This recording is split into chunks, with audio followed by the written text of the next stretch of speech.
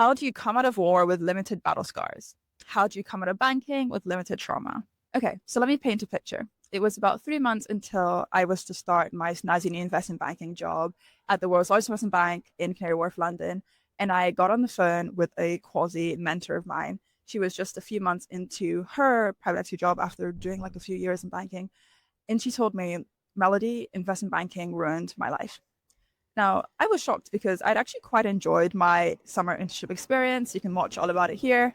And I did not expect her to rain on my parade like this. So I asked her why, like, especially because, she was now at probably the world's most prestigious private equity firm. And like, it seemed like she had sort of won the game a little bit.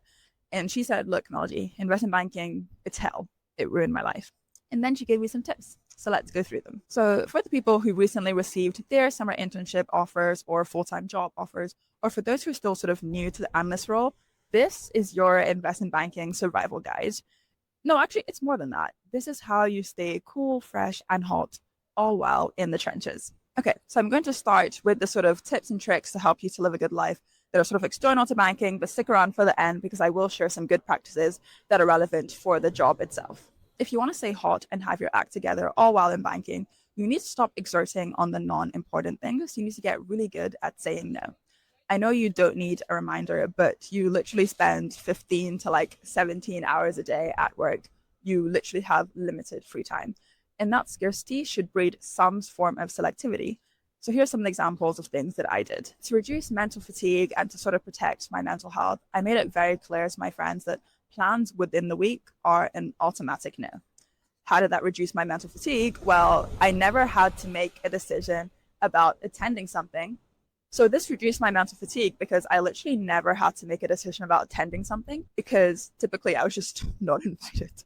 And that protected my mental health because I could never be disappointed because I never had the expectation in the first place. I think my honest observation is that what really hurts people most about banking is the life that they're missing out on, especially in comparison to other people, recent grads who are enjoying life. And I think you can reduce that feeling by creating a gap between you and the feeling of missing out. Do not let yourself be presented every week with new things that you can't go to, because that literally means being disappointed every week when work inevitably prevents you from attending. In the fluke cases where you do happen to have time for a plan within the week, you should be the one to reach out and opt in. I think you'll maximize your dopamine and other sort of happy hormones that way. The second thing I did was drastically cut out social media time. In my opinion, you don't need that form of energy exertion. Like, your working day is sufficiently high stress, high adrenaline, high stimulation enough. And I think if you aren't working any of those times, you should be actively resting, like especially mentally. Okay, so my second big tip is to go big on the things that matter. So if you want to stay cool, you need to get good at saying really big yeses, saying massive yeses and leaning all the way into the things that you want to. You have that limited free time. That scarcity should also breed intensity. So spend your time on the high value add activities. What do you like doing in your free time? What actual activity makes you happy and feels like a good use of your limited time? Whatever that is, I think you should lock in and double down on those things in your free time. Sports, political engagement, events, a niche skill, whatever it is, you need to nurture that particular thing. It's stuff like that that makes you cool. Honestly, like, banking will feel like torture if you're not actively exerting energy into the things that you particularly like.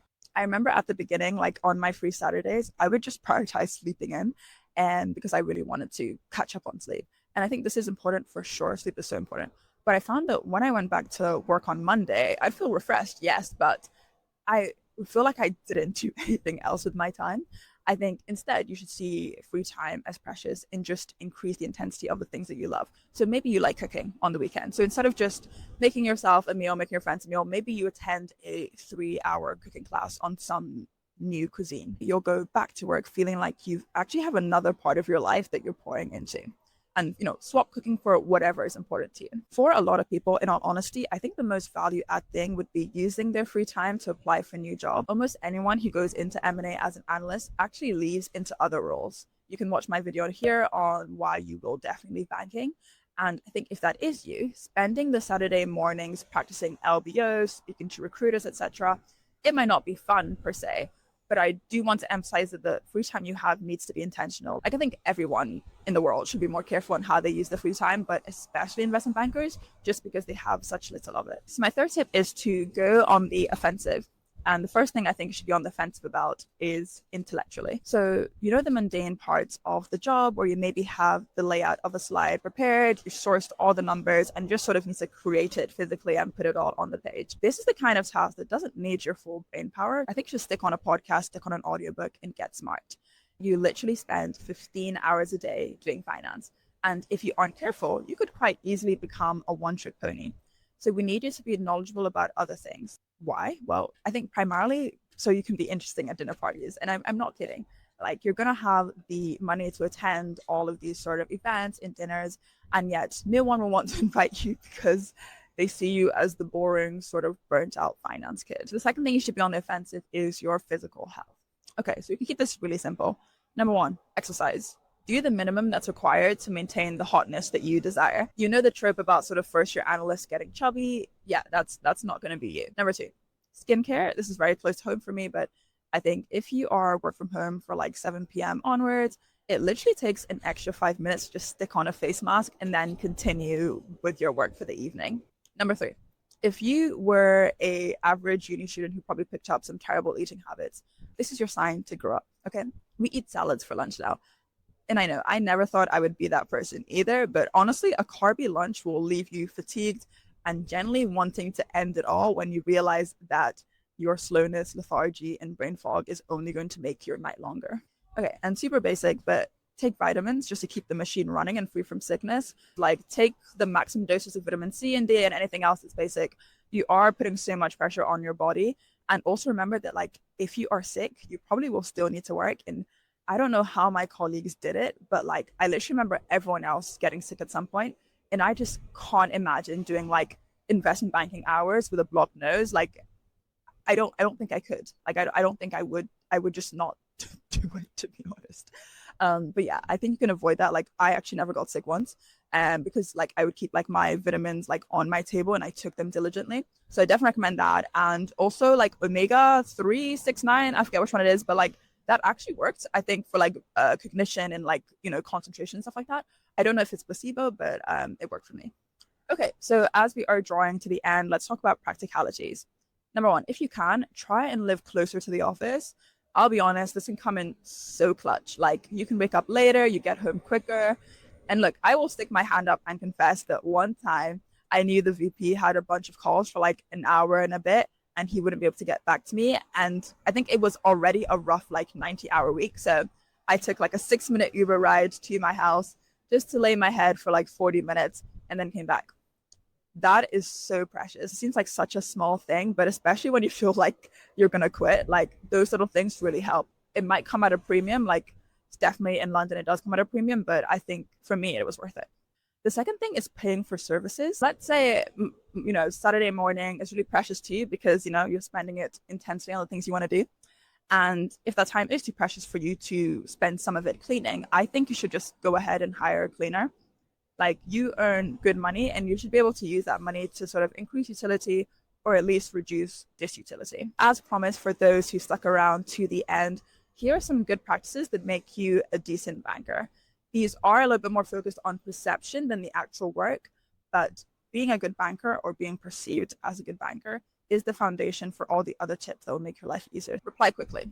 Even if you don't have an answer or the work ready yet, just send a reply, okay, to get the perception that you are at least working on the task. Have banter with your team. Interpersonal skills go so much further than you think. It is a bit basic, but I think you should be in the office early. I think this pays a lot more dividends than staying late, because even if you stay until like 2 a.m., the MD or seniors are probably already left, so they won't see you, so it doesn't pay as much. Take notes on calls. This gives people the perception that you're learning. And also, if you share it on, it does make the lives of your seniors easier. Be conscious of the work that your seniors have to do. Your associate needs to double check all your work. Make it very easy for them to do that. Your VP needs to be the one ideating and creating the slides, maybe send them some example slides that you made with someone else. Your MD is the one giving the pitch. Maybe share some recent news articles on the company that might be relevant. I think it really helps if you are forward thinking and you can creatively think of ways to make their jobs easier, because that low-key is your job.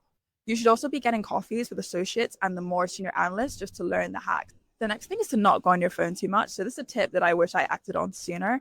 So let's say maybe something is due like at the end of the day or something, and you think you can work on it more casually. It's investment banking, so more time than not, a new task is going to pop up in the day. So you're probably going to regret being casual. So my tip here is to sort of turn off notifications or just completely turn it off and then work diligently or urgently on the task, no matter how urgent it is. And then you can feel free to check your phone maybe when you go to the bathroom, when you go to fill up your bottle, like times when you're away from your desk. So that was the hot girl and hot boy guide to investment banking. Congrats to those who are going into banking for the first time. Let me know if there are any further questions and I'll see if I can cover them in a video. I've also got so many other banking videos on my channel as well that you should probably check out. And for those in banking, feel free to add any tips. Thanks so much for watching and I will see you in the next one.